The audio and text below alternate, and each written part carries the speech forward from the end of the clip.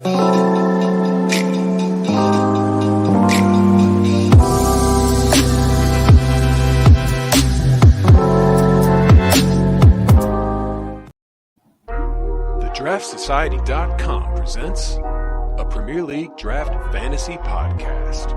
Welcome to the Key Pass Collective. Your exclusive source for the information, analysis, and advice you need to dominate your fantasy leagues. Come on in. We've been expecting you.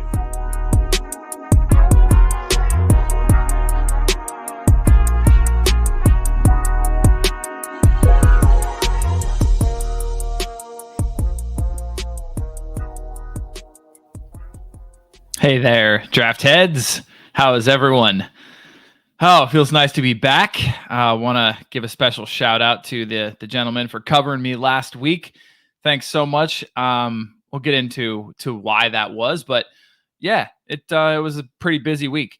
I'll chat with the guys about it in just a second, but we're back. I'm here. I'm your host, Joe Williams. One of the hosts, I'll say. I don't take sole responsibility for this, especially when it goes off the rails. But welcome into the KPC. We'll be your host today, and be inviting in some other chaps as soon as they are here with me. So welcome everybody who's listening in live on YouTube and who is with us in chat.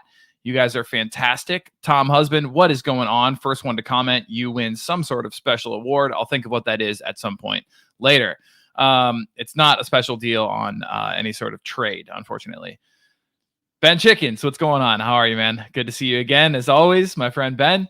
All right. So anyway, what is the KPC? You ask if you're listening to this for the first time. It of course is the audio companion to the Draft Society website. The Draft Society is where you're going to go to basically access everything that you could possibly need to dominate the draft game. So dominate any sort of game. We play specifically with the Fantrax default scoring is what we normally talk about here. And when we talk about fantasy points today, we will be mentioning that. But honestly, we try to give information that could be helpful, no matter your format, as long as it is the draft game where, you're drafting players, only one person in your league can roster each player. So everybody can't have Erling Haaland, unfortunately. Or some weeks this year, fortunately. We won't be talking much about Haaland today, so get a jab in while I can. Although I think he scored today, didn't he? Anyway. All right. So, what's up? Draft Espresso, Abhinav, Pubs with Ab. How's it going, everybody? Welcome. So glad you guys are joining us. Feel free to pop your questions into chat at any time, and we'll try to get to them when we can throughout the show. If you're listening on the podcast format, please join us. Come back and join us live next week or the week after. We usually go on Wednesdays, so join us live, and we'd be happy to have you and chat with you in chat live. Get your questions answered live. Anyway, back to the Draft Society. That's where you're going to want to go to get your draft questions answered. We've got all kinds of stuff completely free. Top 75 consensus rankings, which we just updated. Waiver wire articles every week. Sleepers 11 every week. Useful draft stats. That is all completely free plus more. And then if you are willing to support an independent fantasy football website, then you can join the Inner Circle. And there's so many benefits that come with being the Inner Circle member. We've got rest of season player rankings weekly. We've got weekly points projections for every single player and whether or not we think they're going to be starting. We've got sortable consensus rankings by every single analyst, and those actually go up to 150, whereas the free ones only go up to that 75.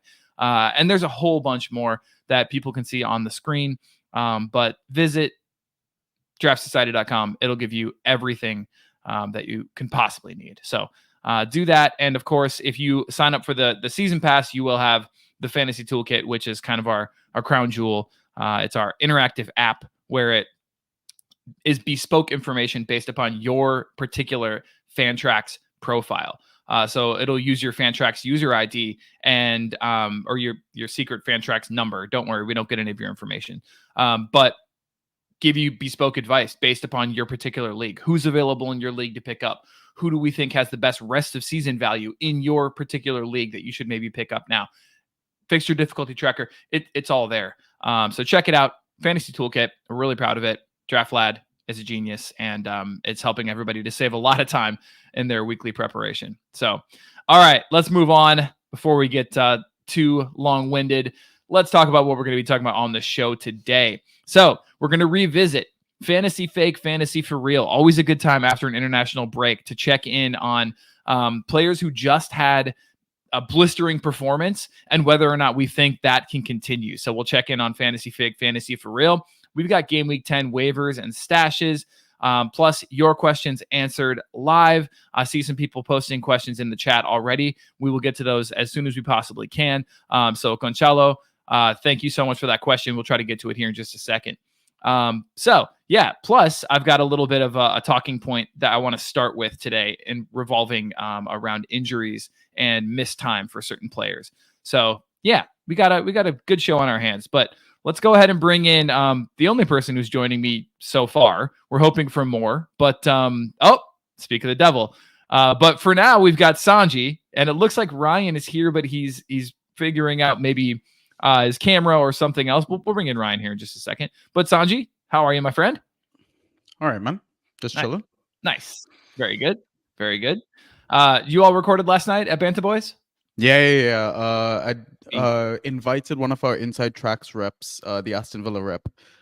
So it was a change of pace because Ryan was studying for an exam. So yeah, it was fun, man. It was good vibes. Definitely go check it out. John is a very insightful character as well. Love it. Love it. Yeah, I usually get to that on my Tuesday commute, but I've been so busy with school. It's just been nuts. So I'm just like trying to keep it all together at the moment. But yeah, I'll definitely get there for sure. Ben Chicken's asking, do you do a pod a day? I mean, I can. A pod a day keeps the losses away. I don't know. I don't even know. There's a better rhyme with that. I was gonna say the ladies away. Oh, definitely. Yeah. Yeah. It's amazing actually. Like, because I obviously like have tried like dating apps and stuff, and I've obviously put like, you know, I co-host a podcast, and that's like the first thing they react to. It's like, oh my God, a podcast? That's amazing. What is it about? And then I tell them what's it about, and then that's it. That's the end of the conversation. Yep. Just ghosted from there. So now I just like, you know, just search up the thing. So that way, at least, you know, they go onto the page and it does some sort of fancy shit with the algorithm. I might as well get something out of it, you know? So You're right. Yeah. You're right. At least a visit to the page. Yeah. And there maybe like a 30-second listen. There you go. That's all right. Yeah. All right. Ryan, are you with us? Yeah, I am. I'm just not going to be on camera. Okay, that's cool. Absolutely. The voice is why we're here in the first place. So that's all we really need. I thought I was just a pretty face. Thank you for saying that. Oh, you definitely are, sir. Don't you forget that.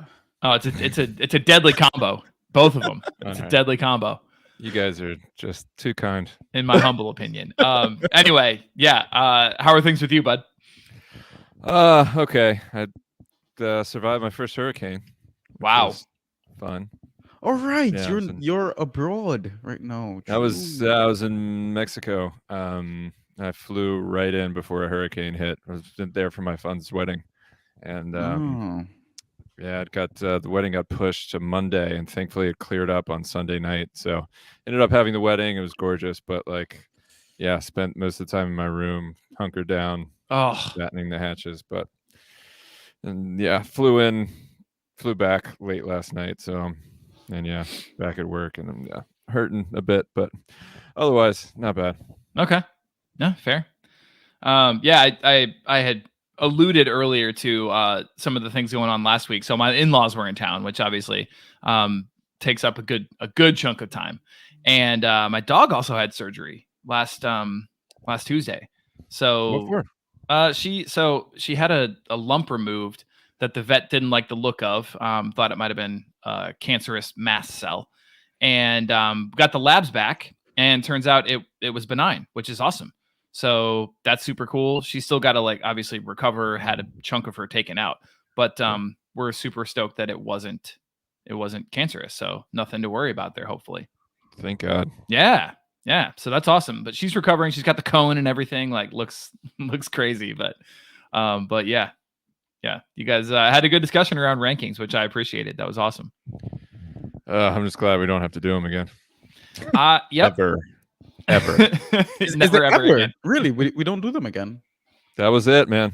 Oh, at least I got it on the last one. Okay. Never again forever. Yeah. Not even in the off season. Next year we're just going in blind. Yeah. This whole numbers thing. We're over it. Oh man. Drafter Thoughts is rolling over in his grave right now. JK. I think he's still alive, but yeah, I think he's probably just smirking at some point. Yeah, we love you, DT. All right, moving right along, boys. So the first thing I wanted to talk about today was what the hell is going on with all these injuries. And you'll see I've included a couple things on here that are not injuries, but I thought we should mention them anyway in terms of fantasy implications. So I love that. Yeah, other Tonali, other. Let's just quick fire these as much as we can. I mean, unless we really want it to get into the weeds, but Solly March, now we've heard it's going to be a couple of months at least. And that's a knee injury, something that could persist, hopefully not. But what do you guys make of the rest of Brighton? The fact that they're injured to begin with, you've got Welbeck now who's out. You've got Estupinian who's out. So what do we make of those fantasy assets? My first inclination, I mean, I roster March in 2 of my 3 leagues, so it's pretty big hit there. My first inclination was Buonanotte would benefit, and 2 would be on the wire. So I picked him up in all my leagues earlier this week, and then I was told, I didn't see this because I was slammed all day, but I was told that he was name dropped today by De Zerbi, so that bodes well for him getting some minutes while all these folks are out. In terms of what to do with March, I'm at a loss for words. I don't know what I'm going to do yet. As we always kind of talk about with these guys, it's like the best case scenario, ironically, sometimes is them just to be out for the season. I mean, just for fantasy purposes, obviously not for as a person or an athlete. But for our purposes, it's just kind of easier to just drop and be done with it. Don't have to worry about it. But we didn't get that indication regarding March. So we just said, 3 to 4 months? It's like, it's just enough to want to drop, but not long enough for you to immediately drop. So I'm just going to try and get more information. I just don't know. I mean, yeah. In our group chat, Toddy was basically saying he's dropping. Yeah, but I very well might, but I don't know. But Totti also traded away Madison, so I don't know if I really trust Totti this season. Shots fired. and this and yeah, he stuck up for you in his streamers too. So I saw that. Yeah. I thought he was trolling me partially, but I hope he is. Or else I don't trust him. Then he couldn't make the stream, so I was like, man, he's really playing with my feelings now. So yeah. Obviously I love Totti. Totti's a great manager. But yeah, I mean I'll probably drop him at this point. Like to be honest, like as the season goes on, I'm trusting managers less and less. Like Eddie Howe even came out about Botman. Oh yeah, he's okay. He's improving. And then all of a sudden, oh yeah, he's absolutely fucked. So yeah. Yeah.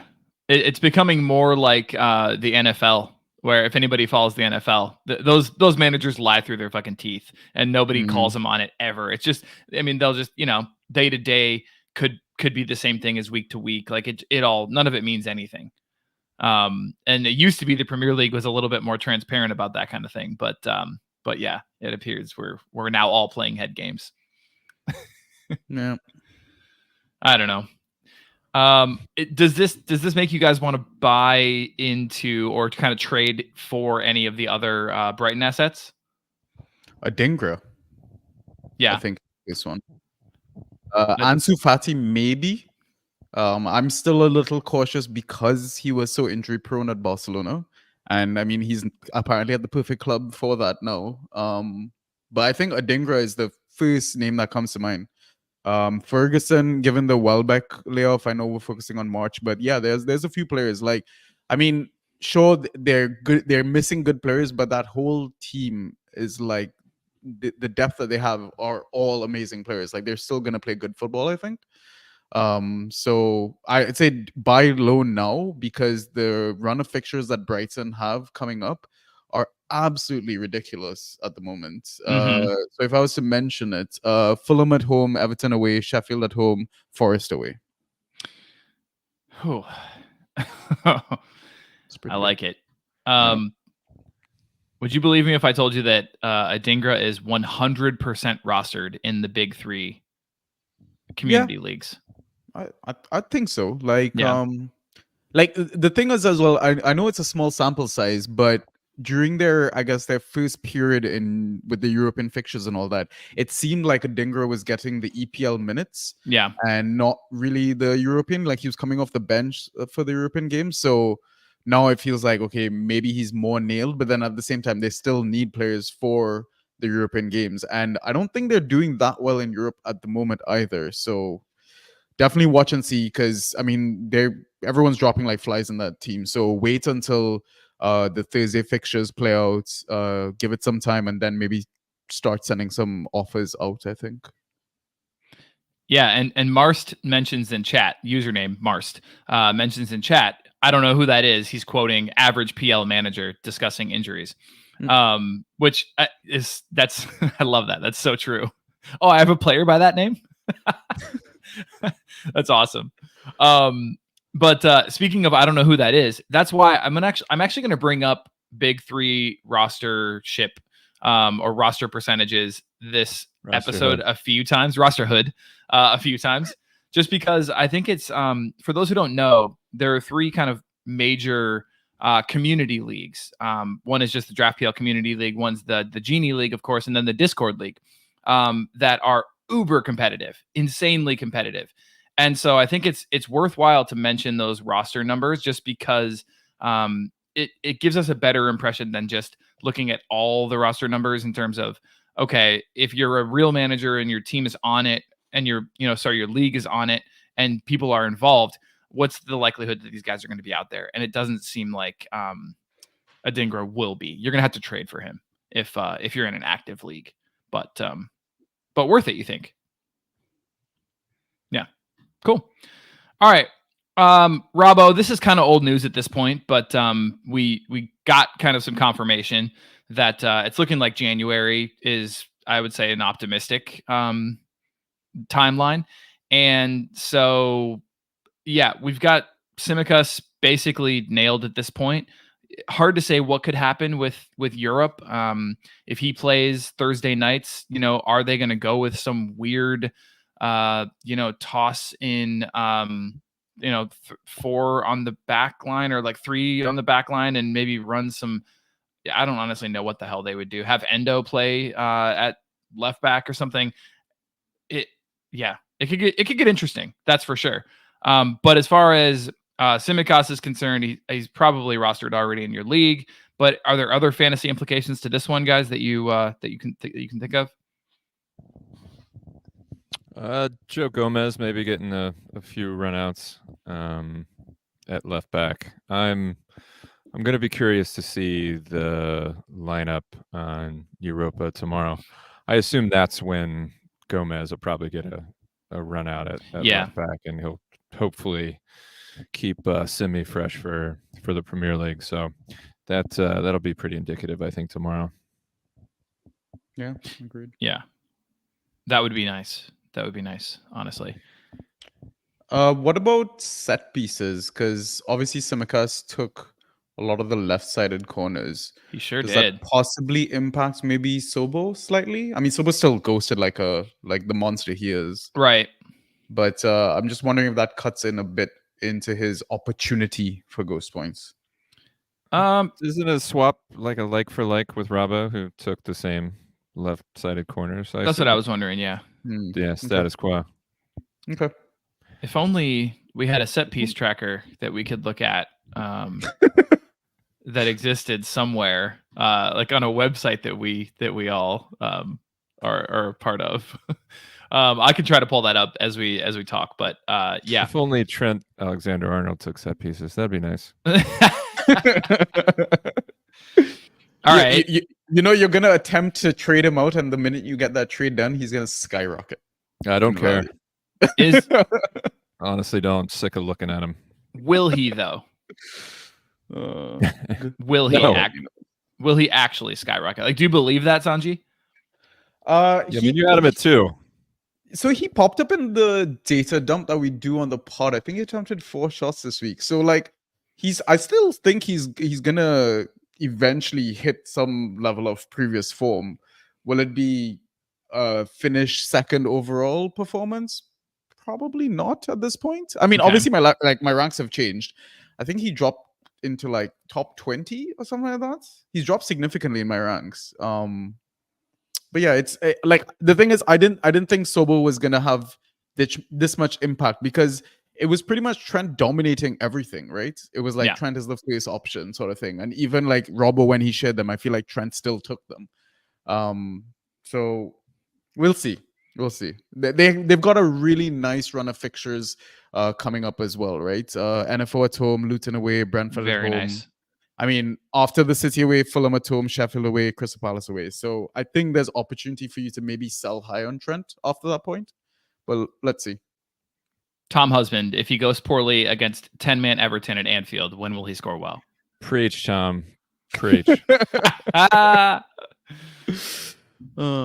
mean, I think Everton played well in that game. Don't like discredit them totally. Like, sure, yes, deserved double yellow. But I thought like they did well. They did quite well. So fair. Ben Chicken's asking, didn't Tsimikas just perform like a streamer defender? Where he got 10 with the clean sheet. He's on my list as well. He came off early as well, right? Barely got the clean. He was 61 or something. Yeah, he did come off. Yeah. Nervous about it? Yeah. I mean, I'd be lying if I didn't. Yeah. I didn't get a chance to catch the game because, I was dodging high winds. But but yeah, did you guys see it? Like, did he pass the eye test? Like any? He looked good to me, to be honest. I thought he looked really active and he was super involved. Were you surprised to see that he scored poorly? Kind of. I mean, I don't know. Liverpool is notorious. It's been like this for half a decade now, where we just can't break down a low block. Like we just can't do it. And so I don't really know what to make of that game, to be honest. It was pretty bad to watch actually for long stretches. So I struggle to make a lot of that because the game was whatever the opposite of open is. It was that, and I just don't know how much that's going to affect a left back. I feel like it's a lot when things are just so locked up tight. Yeah. I mean, I'm obviously there's nothing you can do right now. I mean, you gotta hold and hope that this nice run will result in some points. But yeah, I don't know. It's concerning. I expected to see more from him when I saw that they kept a clean sheet. Like the thing is, he was attempting the right things, but it just felt like maybe his ball was a little short, like it didn't hit his target, sort of thing. I mean, he needed Nunez. Let's be real. That's fair.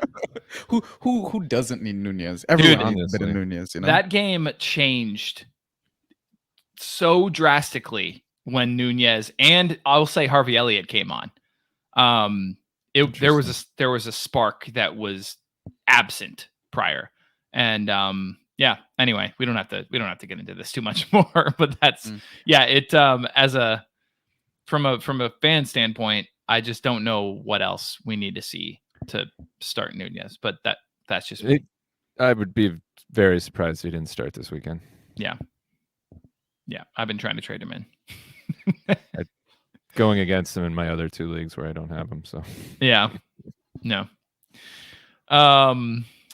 We have somebody popping in here asking us NFL fantasy questions again, and I love it when we get those. I think it's so funny. Josh, I could help you, but it wouldn't be till the end. Sorry. All right. Terrible Anyway, trade. I wouldn't do it. All right, let's Is move this on. an NFL thing? NFL fantasy, yeah. Right. Every now and then we get people popping in here and asking NFL questions, and then they'll be like, "Oh shit, you guys are talking about like actual football." Yep. Yes. All right, Ryan. Gabriel Jesus. Oh God. What is going on? We don't even have good information yet. I mean, that was one of the few games that I did get to watch while I was gone. I paid to watch it on the plane, but man of the match performance was incredible. Got the assist for the first goal and then a freaking golazo for the second. Then I was like, dude, just take him off, and then of course left him on. And they panned away from the play, and then went back to him, and then he motioned to get taken off. So he was like grabbing his hamstring, but he ended up walking off on his own. So that gave me a bit of hope that it wasn't too bad. And then Arteta sounded a little bit more alarmed than he actually did. And I don't know if that's just limited English or what, but I just don't know. I do know that and I don't know, but I strongly suspect that it's not anything to be worried about. Having said that, you've been waiting for this Sheffield United game at home for weeks, if not the entire season. Yeah. And just when he has an amazing performance, looks his old self, pulls up right before the game. So it's like that combined with March, it's just like, God, I can't buy a freaking break. But I'm not completely eliminating the possibility of him coming back this weekend, but it doesn't look good. We'll see. It's an early game, so I mean, obviously you can hope that he starts and then act accordingly if he doesn't. But yeah, it's a shame because like I said, he looked fantastic. Yeah. And then you have Newcastle after that, so gotta hope that he's back for Burnley after that. At the worst, please. But yeah, this Sheffield haul was definitely something I was looking forward to. Yeah, and we pretty much know what to expect from Arsenal when he's out. I mean, are we expecting more of the same? I'm curious if Kai gets a run up at number 9 this weekend. Nketiah's looked really bad. He looked bad when he came on for Jesus. Just wasn't his kind of working his socks off self. Was kind of like lazing around, wasn't pressing very well, and a lot of people on social media were giving him shit for that because that's like his main attribute. So I wouldn't be shocked if they give Kai a run at 9 against Sheffield. It'll be a good time to try something a little bit new and experiment a bit. And Kai didn't start midweek in Champions League, got a brief cameo, so yeah, it'd be interesting. Also, Kai came on for Odegaard in the Champions League, got a little run out at right center mid, so that's something to keep an eye on because Odegaard hasn't looked himself the last couple games either. Very true. Tom asking what Trossard has to do to get minutes. I mean, I've said it since Jump Street. I mean, Martinelli is clearly the preferred left winger, and as long as he's healthy, that's going to continue. And Martinelli didn't do his standing with Arteta any damage with the goal. So yeah, Draft Espresso saying it's the gray hair that that it's ageism. I like that. I mean, Arteta doesn't have any grays, and he's obviously older, so yeah, maybe he frowns upon that. Right. He's got perfectly jet black hair. So, yep, helmet, just a jet black helmet of hair. Yeah. Ben Chicken's calling it right now. Kai starts, does nothing until 60. Trossard subs on, scores a brace. I mean, Guy I'm sure you'll- has his renaissance, and you're all eating crow. All right, that's fine. I dropped him 5 weeks ago now, and I've never felt better. Hey, Toddy. See how you feel. I'll check back in. Lego hair Arteta. Exactly, Toddy. Exactly. Welcome, friend. I hope you feel better. All right, guys. Sandro Tonali. His injury is listed as other on this slide. As Draft Espresso or somebody Illness. mentioned. Yep, somebody mentioned I was being quite nice in saying that. But 10 months. But I mean, the obvious, I guess, bump would be for Bruno G. But would guys like Joe Linton see maybe a bump, or Murphy? Or I know that we're talking different positions on the pitch, but still, just given the fact that one of the mainstays is not there.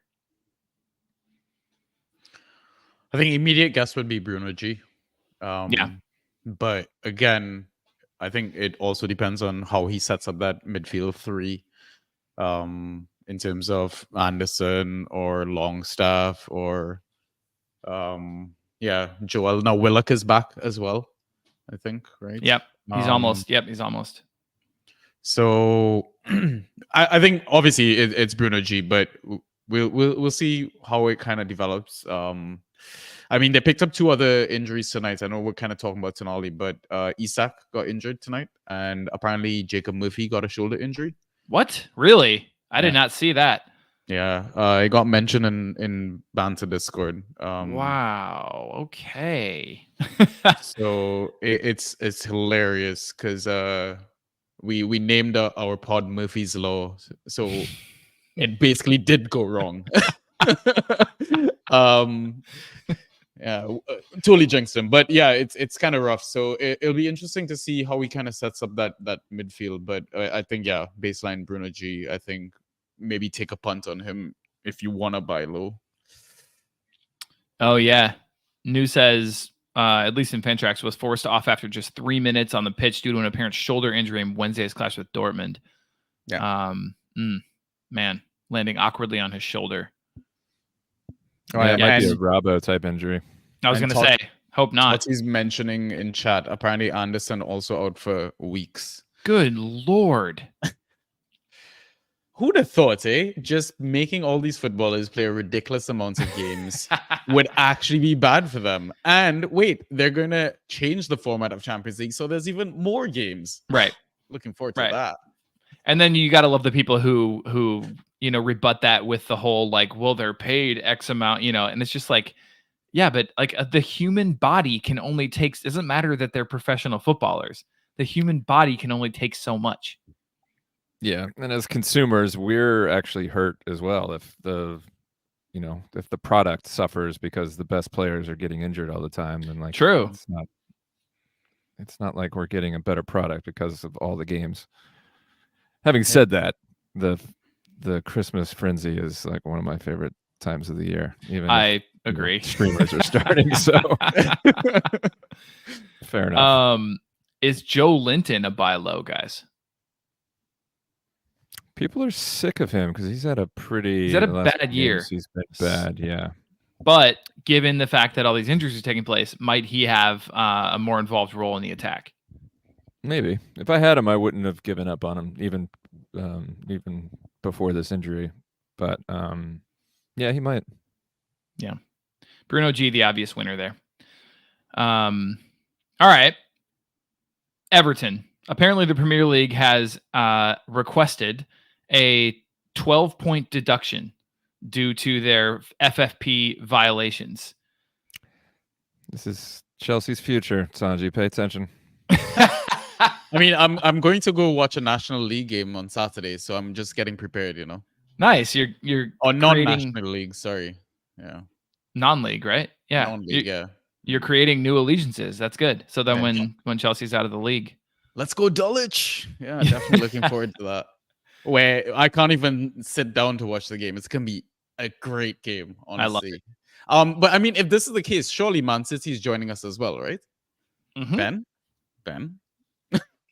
I mean, I forget who it was. Was it Lineker? Somebody posted like if this is the case for Everton, then Man City's dropping down 5 leagues. I mean, obviously hyperbole, but it's 115 charges. I just don't know. I don't know. Anyway, that's all speculation. Everton, it looks like, is going to have a 12-point deduction. When is this happening? I don't know, but my question immediately was, what does this mean for January? And will our players going to try to leave? No. You don't think so? That'd be that'd be terrible of them. It'd be, If they were just like, these guys. Well, they're going to go into negative points. It'd be really funny if, because of this, now they're back in the relegation struggle, and now they need to buy players in January to make sure they stay up. They go further into debt. They're like, hey, you forced our hand here, Premier League. Like, what do you want from us? Continue cheating. Yeah, exactly. Draft Espresso saying they already signed for Everton. That's a fair point. They can't really complain, can they? All right, fine. We can leave that in the dust. Let's actually talk about some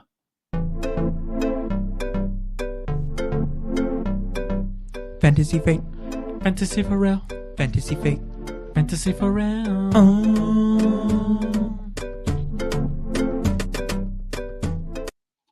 All right, best in the biz, Andres Posada, with the jingle. Fantasy fake, fantasy for real. Players who are in great form, but will it continue? We've had some monster scores over the last week, guys, and some players that we don't normally see that coming from. So let's chat about those. I will warn you, one of these is Jacob Murphy, because I did not know that information. That's fine. We can skip right along. But let's start with Dougie Lou. Now, in the big 3 leagues, he is already 100% rostered. So if you're in an active league, he's certainly not on your waiver wire. But interesting to talk about maybe trade value, or whether or not he's worth trying to go trade for. 32 fantasy points, 2 goals, 3 shots on targets, 3 shots on target. Sorry, on targets. Like, there's multiple goals you can shoot at. Anyway, 3 shots on target, 3 KPs, a tackle 1, a block shot, and a clearance. What do we expect from Dougie Lou going forward, and will it be this ever again?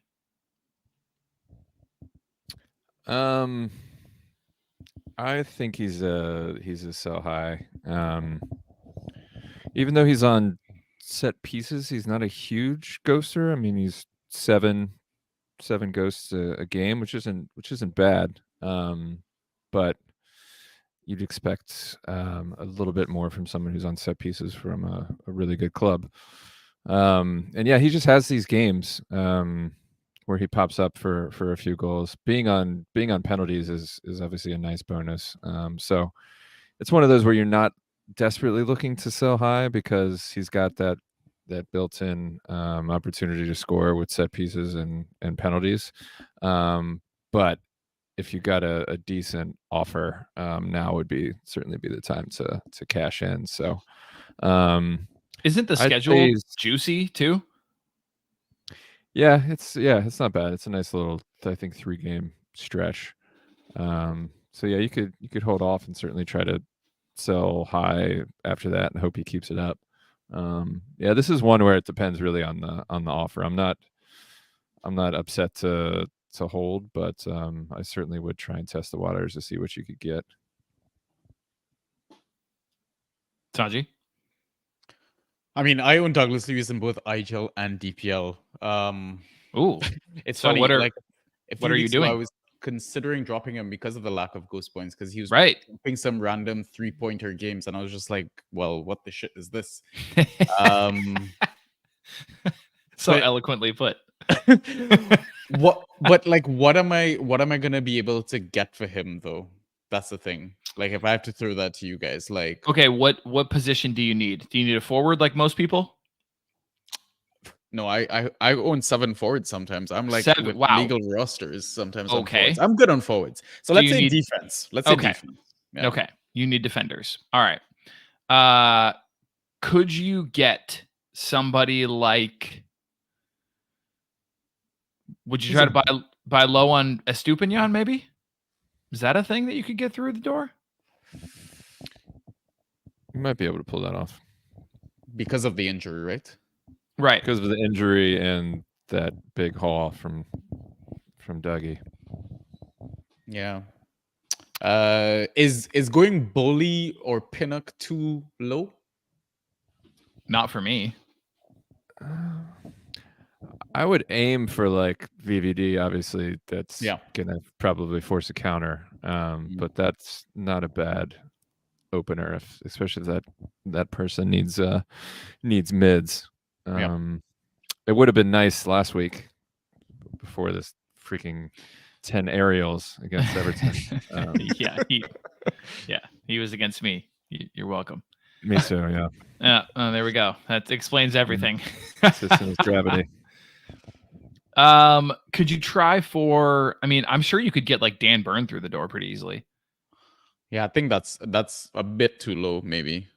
I don't know. Dan Burn's too low, but as in because like the take that. recent set of fixtures that Dan Burn had were the easy ones that bumped up his value. Okay. I could see him dropping in value slightly over the next few because I think their fixtures do toughen up for a little bit over the next stretch. I mean, I'm just looking at defenders sorting by fantasy points scored thus far this year, and it's pretty brutal, man. Like if I'm being honest with you, if you can get Pinnock, I'm doing it. Yeah. I'm absolutely doing it. And I probably would even do Boley. Yeah. Yeah. I mean, maybe, it's the same thing like Ryan was saying, right? Maybe Dewey's press Fab for VVD. That might work. Yeah. I don't know. We'll see. But for now, I'm kind of happy at the same time. Like, he's banging in like these massive scores, and you kind of get that from like your first rounders, right? Obviously he's not going to do it every game week, but on the odd game week they could help. So good. Marst says in comments to get McGuire in. Oh, he scored a goal this he did. Yeah, he sure did. Ghosted well against Sheffield, right? Yeah. Anyway. All right, this one I think will be quick. Maybe I think I know what you guys are going to say here, but Chris Wood, big three roster hood is 56%. In your home leagues, you can get him probably just to go ahead and snatch him right now off the waivers completely for free. 32 fantasy points, 2 goals, 4 shots on target, almost had 3 goals, 4 shots on target, 1 KP, 8 aerials, 2 clearances. What do we think about Chris Wood? Fantasy fake, fantasy for real?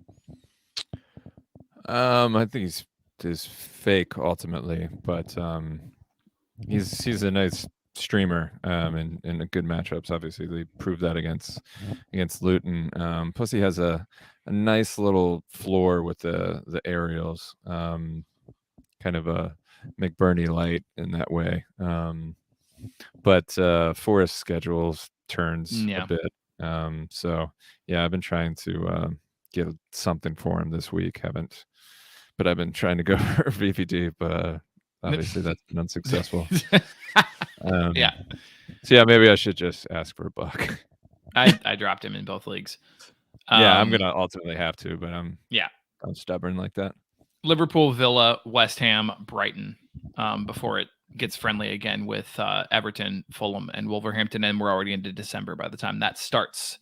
Yeah, I'll keep an eye on him for that little stretch.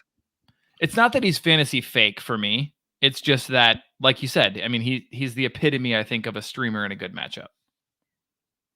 I mean, even by that easy stretch, Owoni might be back. Origi might lose his belly. True. That's a good point. And the thing is that you look at his scores for the season. 32 was his highest, obviously. Second highest was 11, but that included a goal. So, yeah. And it was against Sheffield United. So it basically just bullying the relegation fodder sort of thing. Still got Burnley left, though, you would think. Not my beloved Burnleys. God.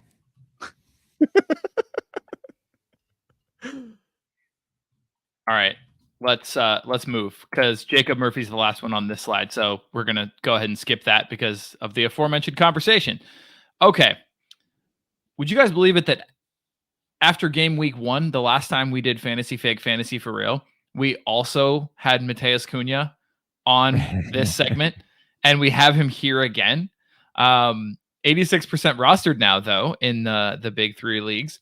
23 fantasy points, goal, 4 shots on target, 2 KPs, 2 dribbles, interception, dispossession, and a yellow card. I include that because even with the yellow card and the dispossession, 23 fantasy points. Is Cunha actually ghosting, and is he a season-long hold at this point? It's funny you mentioned Cunha because I'm delving into it a bit in Ghost Point Hunters, which I haven't had time to fully rate yet. But yeah, I flagged him because of these random ghosts this week. But again, I was against him, so that chalks up a lot of this. But he has it in him to have these weird one-off games.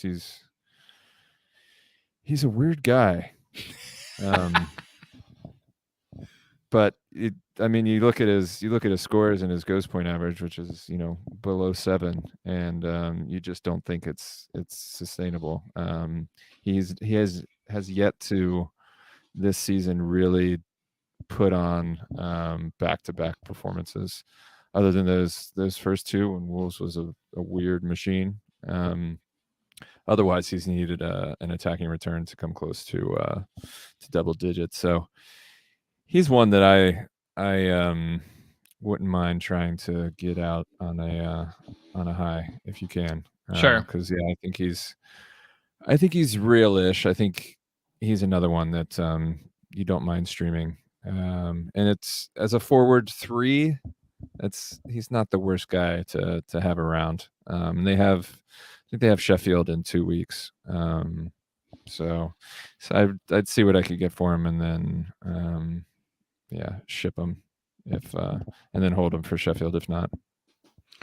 Yeah, he's got like decent rotation coverage because I think every 2 games he's got like an easier team. So like away to Sheffield, and then away to Fulham, and then home to Burnley, and then home to Nottingham Forest immediately after that. I mean, obviously in between those are tough teams like Newcastle, Spurs, and Arsenal. But if you can't get decent value, just stash him as a backup option to roll him out in easy games. Because I agree, like the ghost points were weird this season. I owned him to start the season. And then he dropped that 0, and I was just like, well, yeah, screw this. But it's a weird one. I don't know. Like even with Huang was the same thing, right? But it feels like now, because they're playing with an absolute machine that is Pedro Neto, he kind of inflates their value slightly. So slightly. Huang dropped like 15 on me this week. So yeah, absolutely. No, I totally agree with what you guys are saying. I actually love Cunha as like a bench forward. Like you guys are both kind of hinting at it, right? Like, but just a guy to, yes, he's going to take up one of your bench spots, but when one of your forwards, when Jesus has to miss a match because he has a hammy, and it's not as bad as we all thought, because he'll be back next match, definitely, knock on wood, whatever.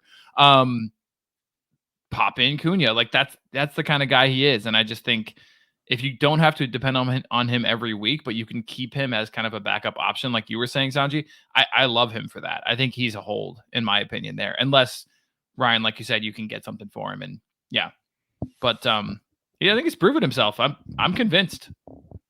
Yeah, forward 3 material for sure. Yeah. All right, let's talk McAtee. He's 3% rostered in the big 3 leagues, and dropped 18 fantasy points last week in 77 minutes, scoring a goal, an assist, 2 shots on target, a KP, and a accurate cross is what that stands for, and 4 successful dribbles. McAtee. Did he get a goal? I don't know. He got. No, I think that's so. In the 77 minutes, he got 4 key passes, and assists, 3 tackles, 1. Oh, was it not the goal? Dribbles. Yeah. Okay, my bad. No worries. So ignore the goal, which would have been really nice. Instead, God damn.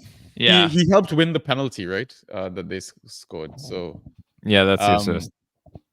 So yeah, okay, there you go. I think it's a bit ironic. I guess he's the Man City youth product that performed well against Manchester United. Yeah. And funny enough, like his better scores have come against the tougher teams as well. So I don't know if this kid just steps it up a notch, but the thing is, he still plays for Sheffield United. Yeah. That's the concern. What's the opposite of a flat track bully? Do we have a phrase for that? Chat, help us out here. Uneven. I don't know. There's something. That was the opposite of track. A rocky Wallflower? A rocky wallflower. Yeah. Anyway, okay, sorry. That's cringy. My bad. Anyway, yeah, I'm not buying into that, especially with Arsenal. Like No Sheffield United ever. Yeah, I'm not wasting a roster spot on that. Although Wolves next week. Arsenal first. And I know Arsenal. Yeah, don't pick him up. Not now. Yeah. I mean, maybe against Bournemouth by the time that comes around November 25th. So if he's starting. Because he's good against the good teams? Yeah, Bournemouth's an amazing team, aren't they? Of course. Absolutely. All right, we can move on from that one. Okay, Mykhailo Mudryk. You guys talked so much Chelsea last week. Holy hell.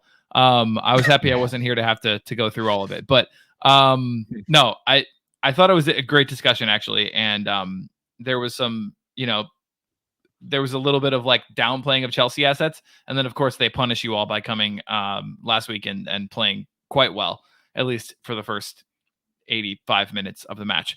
And then Mykhailo Mudryk, of course, drops 18 fantasy points in 65 minutes, which is insane. Holy crap. We have a goal. We have one shot on target. We have an assist. We have 0 key passes, 1 interception, 2 dispossessions, and a clean sheet. Yeah, so that goal, or that air quote shot on target, was an errant cross. The assist was an errant header that went straight into Saliba's arm. So take away all of that, and yeah, I think you get maybe 1.5 dispossessions offset by the 1 point for the clean sheet. So yeah, I think he's fake. Gandhi? I just love that we were all on Chelsea just dropped all the Chelsea assets. We're gonna you guys went hard after Chelsea last week. Like Joe put it nicely, we downplayed it. Oh my god. Like everyone wrote us off, and I was upset we didn't win the game, honestly. I never wrote you. I knew that was gonna be a tough matchup. It always is. Even when we've won recently, it's been 1-0. We never battered you there. Yeah, it was a brutal result. I wasn't expecting you to play that well, but I was expecting a tough game. Yeah, they played you off the pitch first half. Yeah, we were good, man. But I mean, Fantrax, focus on Fantrax. Like, he's never really, truly, I guess, been that great at ghosting either, right? And the thing is, it's not just that. I still do worry about him getting rotated in and out that team. Mm-hmm. I don't think like the Nico Jackson thing is a bench because he's a terrible finisher. Because I mean there was proof of that again when he came on the pitch and really should have shot the ball instead of trying to round Raya. But I think he came out of international break with a wrist surgery or something like that. So he's still wearing his brace. So I do expect like a bit of rotation because like the 65 minutes is concerning. Like I want my assets to be finishing closer to 90. I don't want to just be happy with that 1 CS points or whatever. But I think it's a bit of fakeness. But again, I still I think before we had this whole fixture debates and all that, I talked about there's a chance that this game might suit us a bit more, and it showed a glimpse of that versus Arsenal. So we'll see. But fake for now. Yeah. How many times has Mudryk gone the full 90 this season? 0. Yep, you're right. Yeah. Nice. Well played. How many games has he finished with more than 10 fantasy points? Are we including this one or excluding it? We're including. I'd say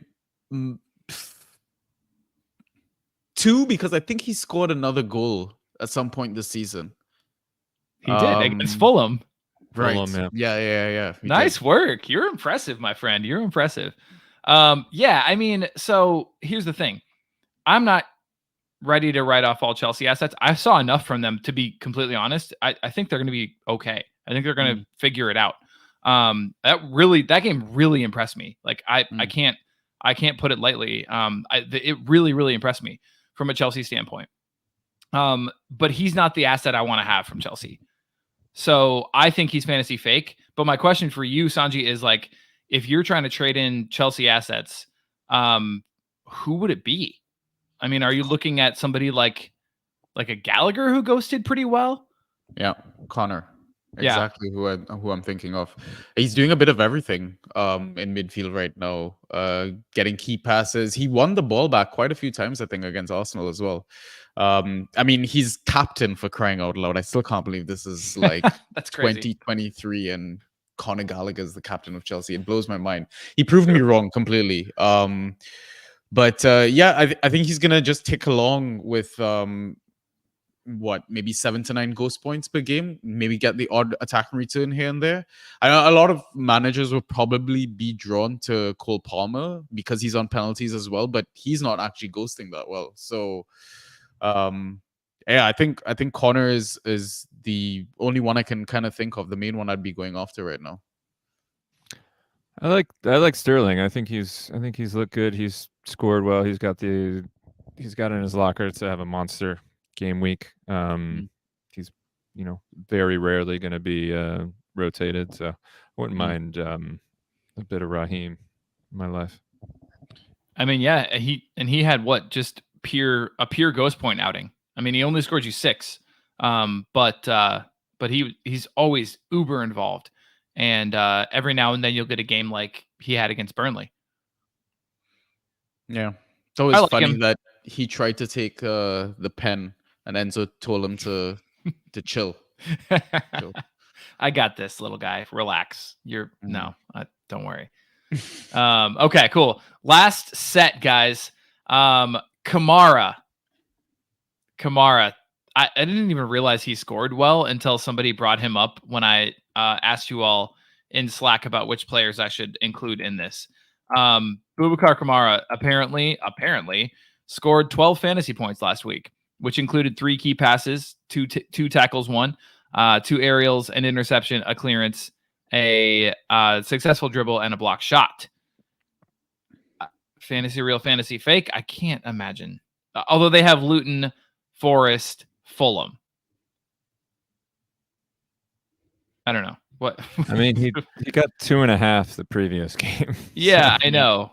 Yeah. I mean, he's either hovering between 1.5 and 2.5, or he's ghosting 12 to 16. It's yeah, he's a weird one. Mm-hmm. And he's only eclipsed, let's say, 9, because I'm being friendly. I'm being nice by giving him the 9, because against Burnley he scored 9. He's only eclipsed 9 3 times. I mean, if this was a double game week, I'm all in, maybe. Oh, sure. Yeah. He's a perfect double game week foil. Yeah. There you go. I think we'll leave it at that. I like that. That's good. Okay, Ryan, back to you. Our boy, Matt Doherty. I described us as the Doherty brothers this week. I wanted to make up a Property Brothers. Yeah. I didn't get it sign in narrative form. Yeah, so when you said it, I know it should have been. Yeah, it should have been. It needed to be a fake, something with our heads superimposed on some sort of image of the Property Brothers. We're more handsome than them anyway, so it's anyway. I'm not gonna say my friend has a weird conspiracy theory about them, but oh, nice. That's for our other podcast. Yeah. All right, I found it interesting that he is 86% rostered in the big 3 leagues, 17% rostered in the non-big 3 in the community. So people know what they're doing. They saw that he was going to be starting, and people pounced, and they were probably right to do so. 15 fantasy points, 3 key passes, one cross, 8 aerials, tackle 1, clearance, interception, and that is all without a clean sheet. The problem is Semedo's coming back, and they have Newcastle, who have been pumping teams. So yeah, how do you feel about Doherty? I mean, I feel like it's that ex that you always, kept some love for, and you randomly saw him at a bar and just went at it.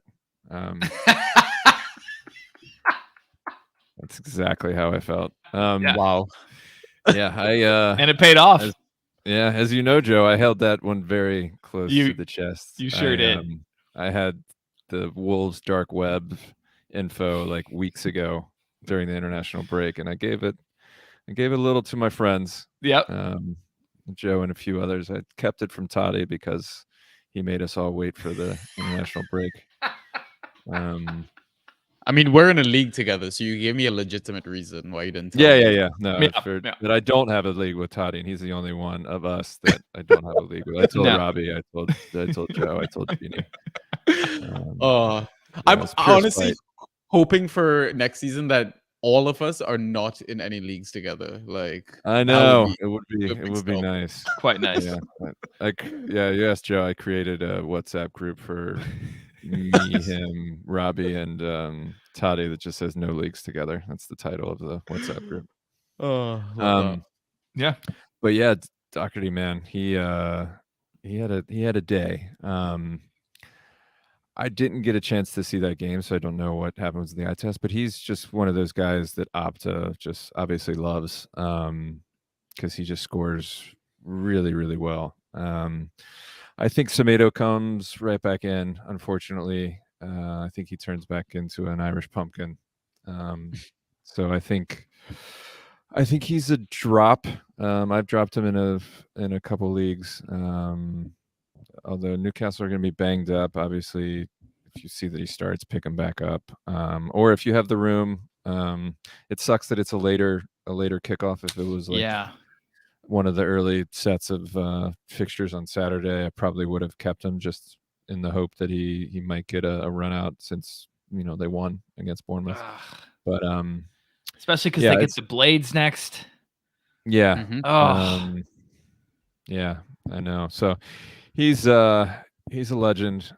He did his bit, won me a couple games this week. So I salute him, but I think it's over for now. But obviously one that you keep an eye out, eagle eye on, and if he starts, pick him up immediately.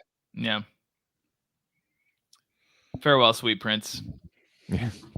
We love you so. Anything to add, Sanji? I mean, the only thing I got from the ISSs was he was in the box. I mean, even if you look at his heat map, he's got like a really hot spot in the box itself. His XA was 0.28 for that. I mean, worst case, I'd say like, okay, let's say you're like Ryan, you dropped him.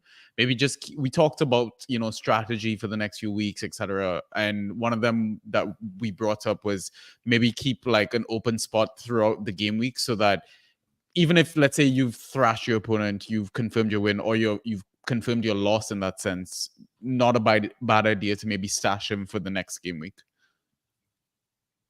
Just in case. He's one of those Simicast types where it's like in the right matchup, he will just destroy. Yeah. Festive season, he will absolutely get a start. Yeah. I can't wait. Yeah. Fair enough. It might be the Christmas Eve game against Chelsea, actually.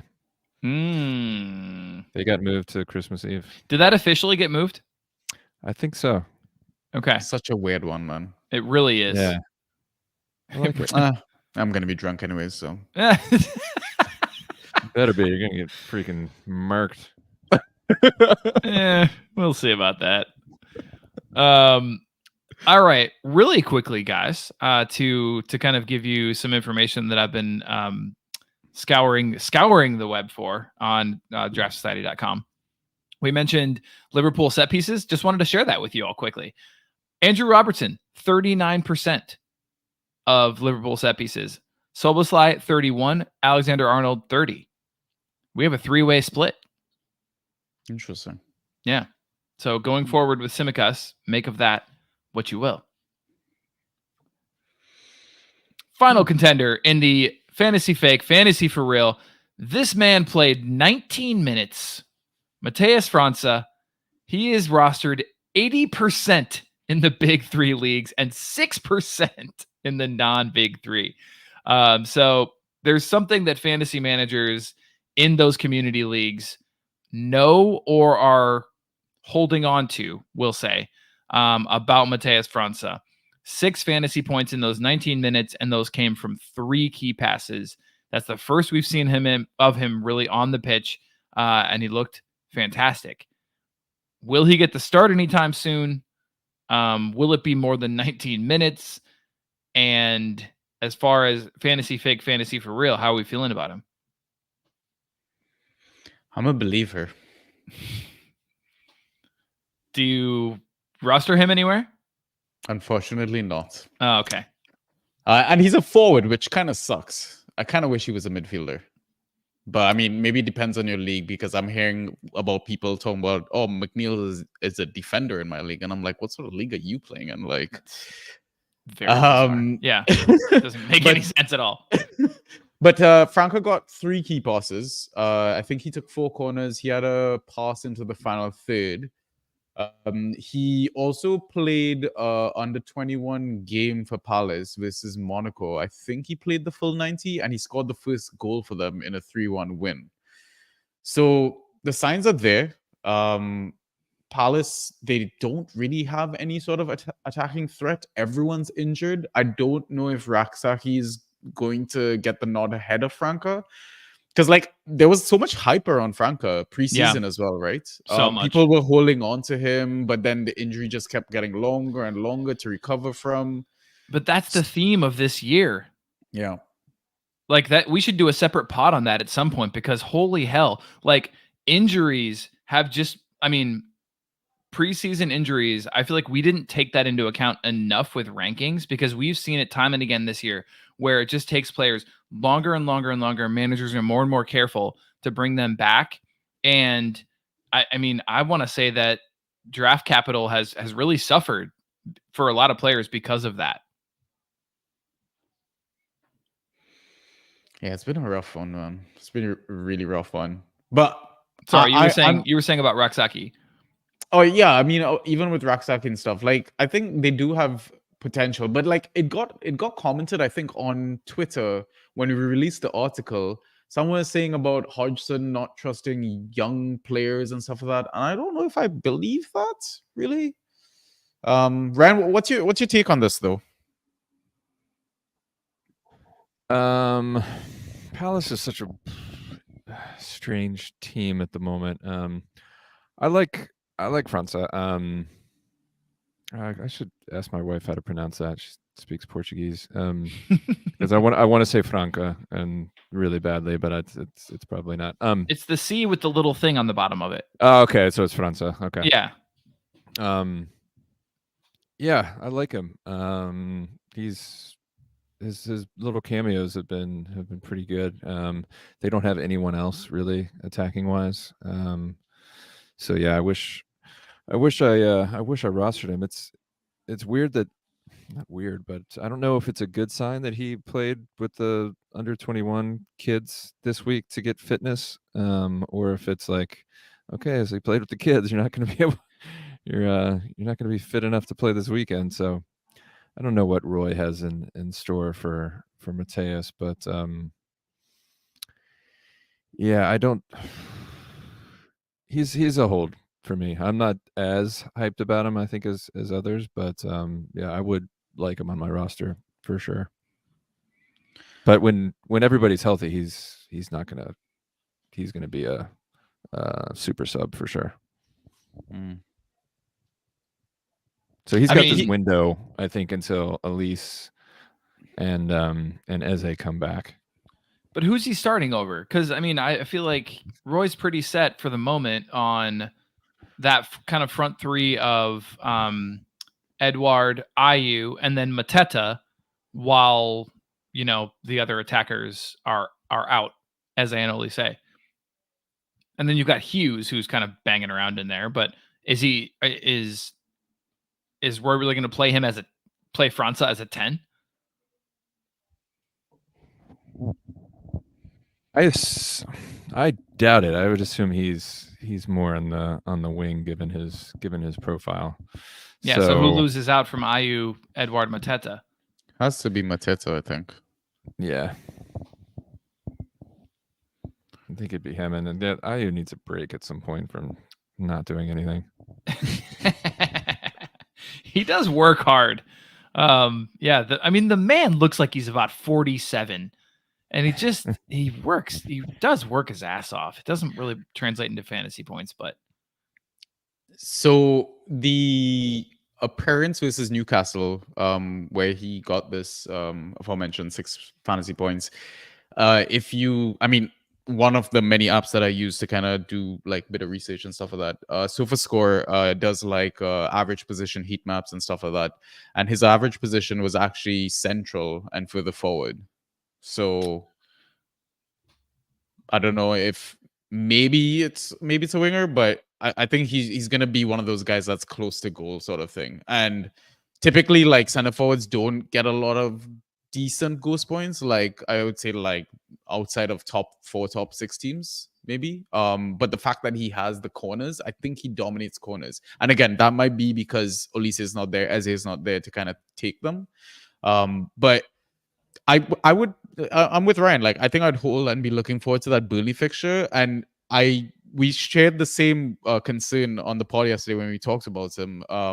About he played this under 21 game, but he's 19 years old. Yeah. Surely he recovers from fatigue by then, right? By the weekend. So I mean, but also he's 19 years old, and so yeah. So I mean I'm just saying like that because that should probably make people think twice, just a little bit, about thinking that he's going to slot in over somebody like JP Mateta.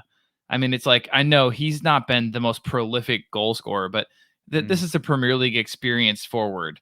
And Crystal Palace, if nothing else, you know, they're a pretty, they play it safe quite a bit. And so I don't know. I don't know. I don't see him starting this week. Maybe within a couple, but I could be wrong. I could absolutely be wrong. And I'm excited to see it whenever he does. I agree with Ben's comment as well in the chat. That's the first one that came to mind until Ryan talked about, you know, the profile that he is, but we'll see what Roy does ultimately. So yeah, Ben said França is going to see Jeff Schlupp off the pitch, which fair. But some projected lineups I'm seeing like don't even have Schlupp in there. It's the front three that I mentioned with Hughes through the middle, and then the 2 defensive mids. So yeah, who the hell knows, honestly. And it's not like it's a juicy matchup either, right? They have a couple coming up that if França were to start those, then you're going to be licking your lips. But like, hold on one second. I got them for you here.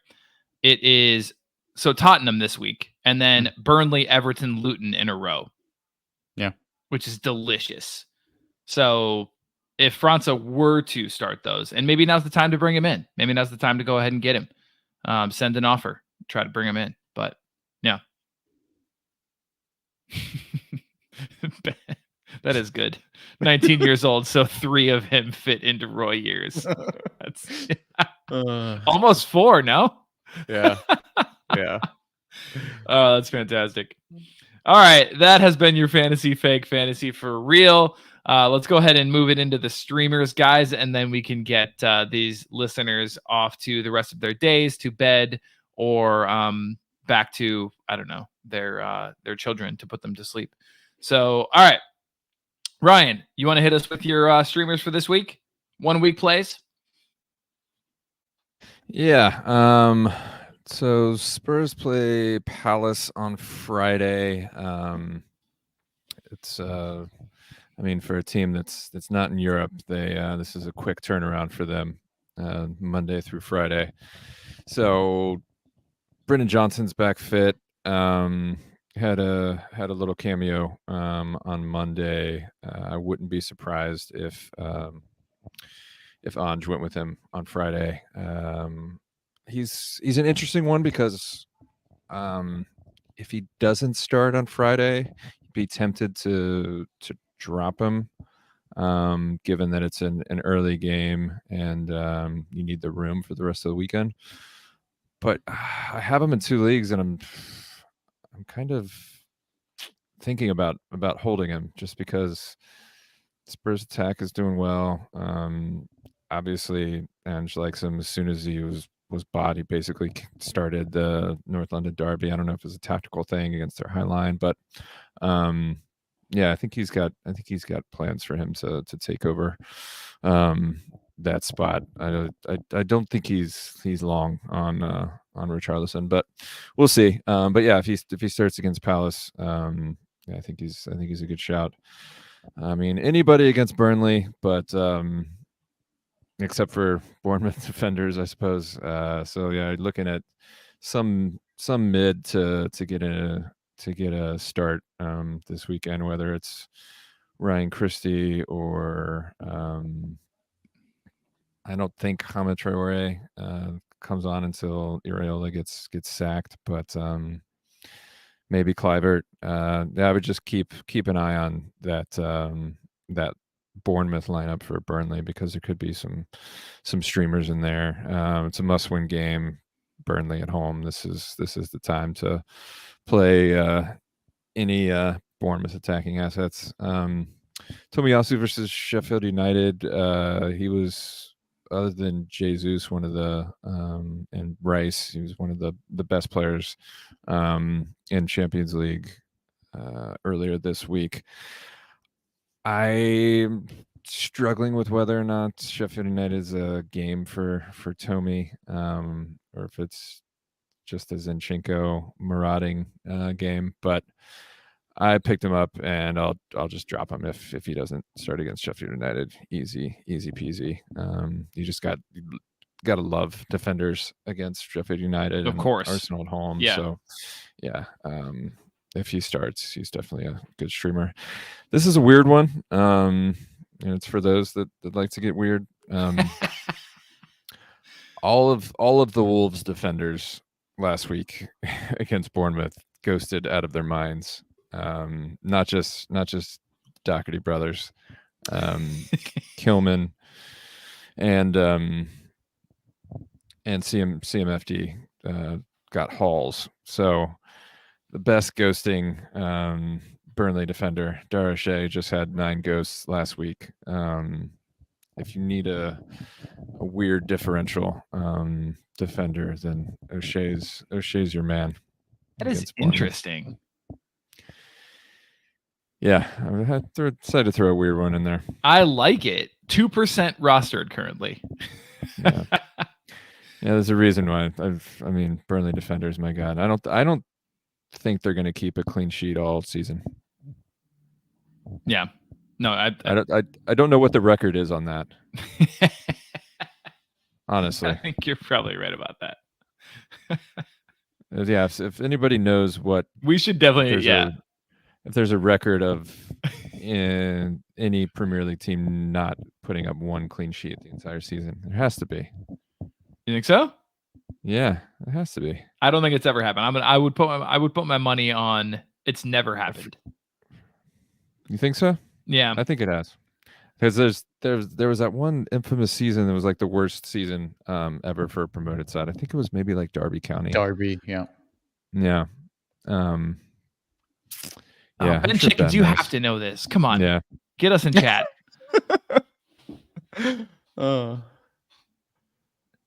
Anyway, all right. Sounds great, Ryan. I like it. I like it. And yeah, just if you are you going to show Toddies or not? I'm going to. Oh, well, let me steal a march on that. Then, do it. Do it.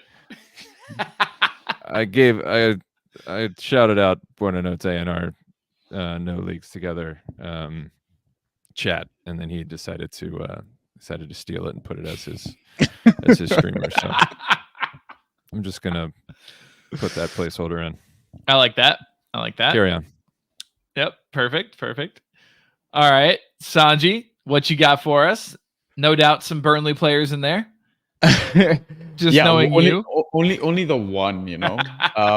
Well, I mean, it's because Ryan took all of the Bournemouth players. Like, I was looking through the list. I I thought was he would looking have at mentioned Brooks. I was looking. I know. Alex Scott, maybe he would have left for me. No, he just put Bournemouth mids. I was like, all right, cool, buddy. He sure You do did. you.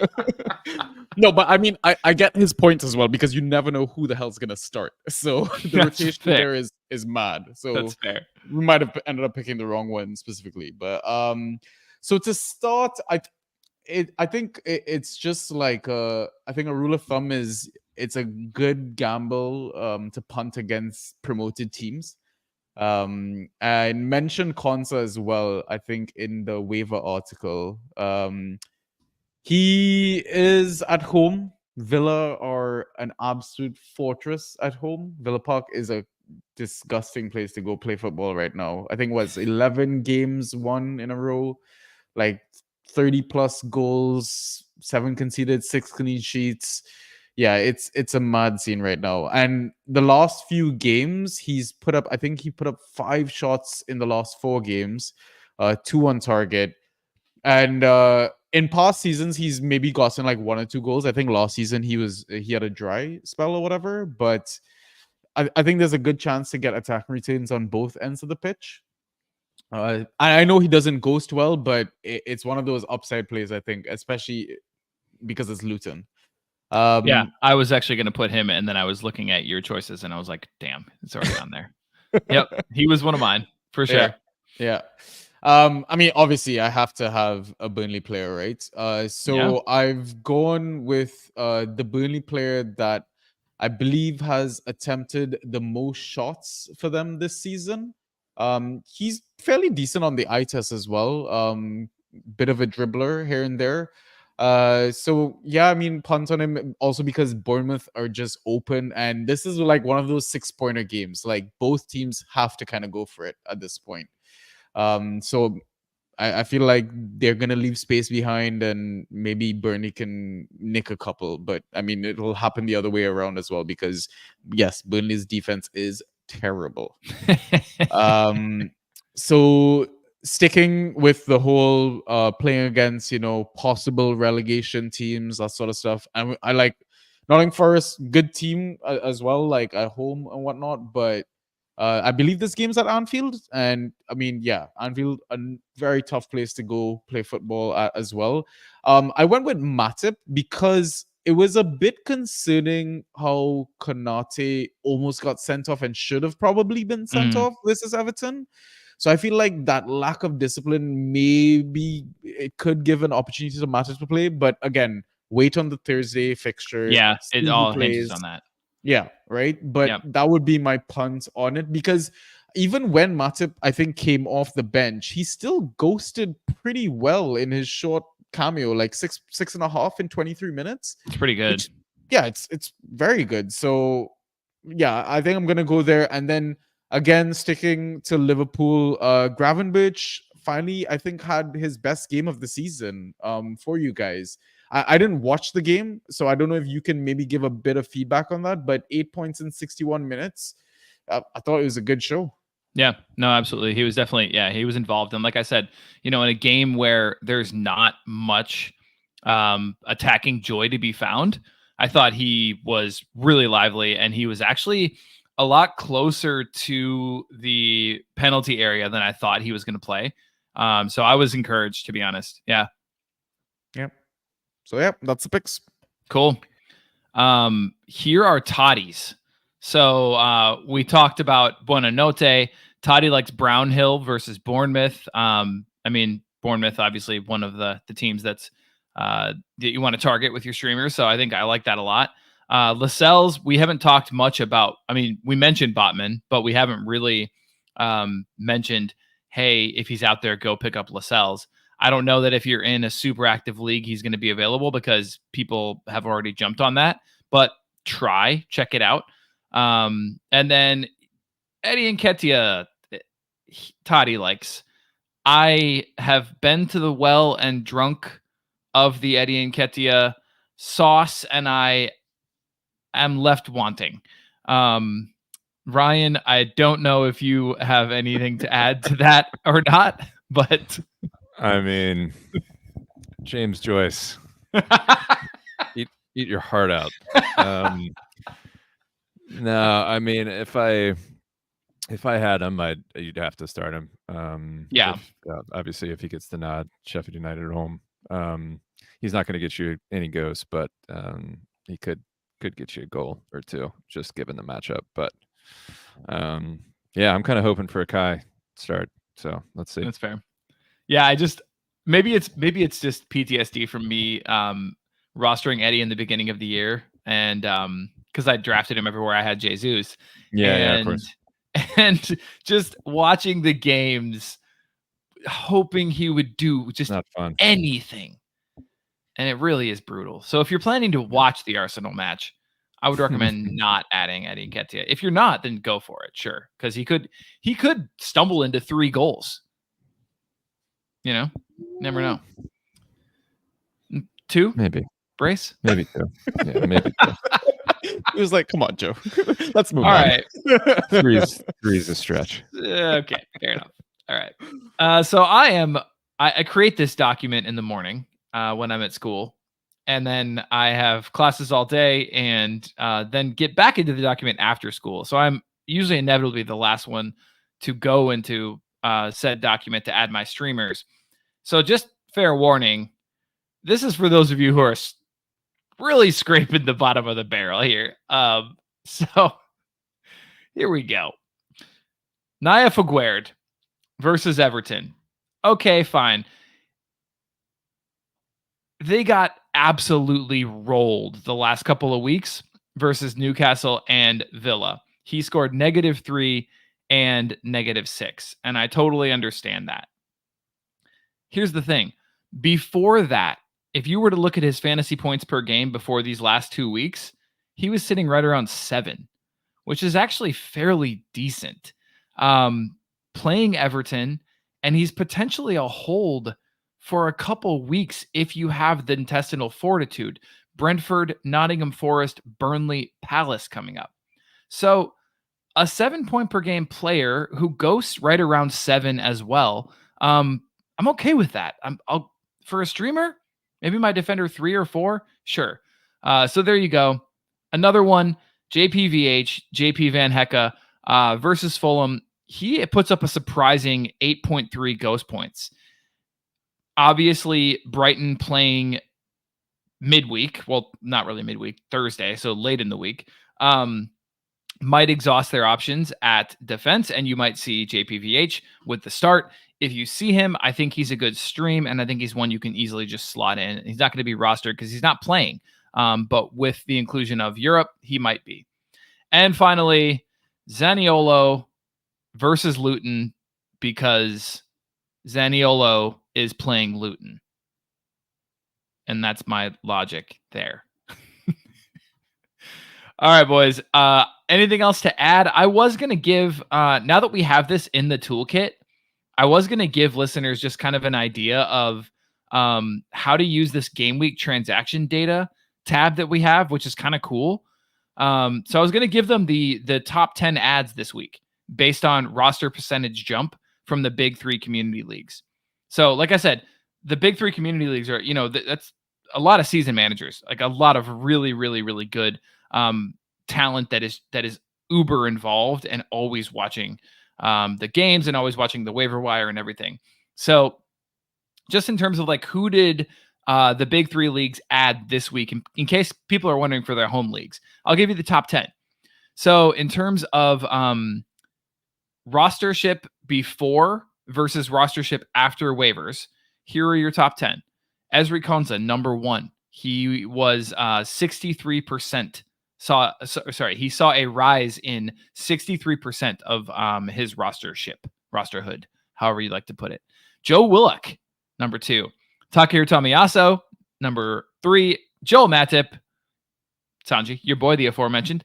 Pau Torres with the amazing upcoming schedule. Neto, the keeper for Bournemouth. Boubacar Kamara, we talked about him. Scroll back to the Fantasy Fake Fantasy for Real if you want to hear us talk about him. Andros Townsend. We did not talk about him, gents, but maybe that we'll save that for another episode. Zeko Amdouni and Facundo Buonanotte.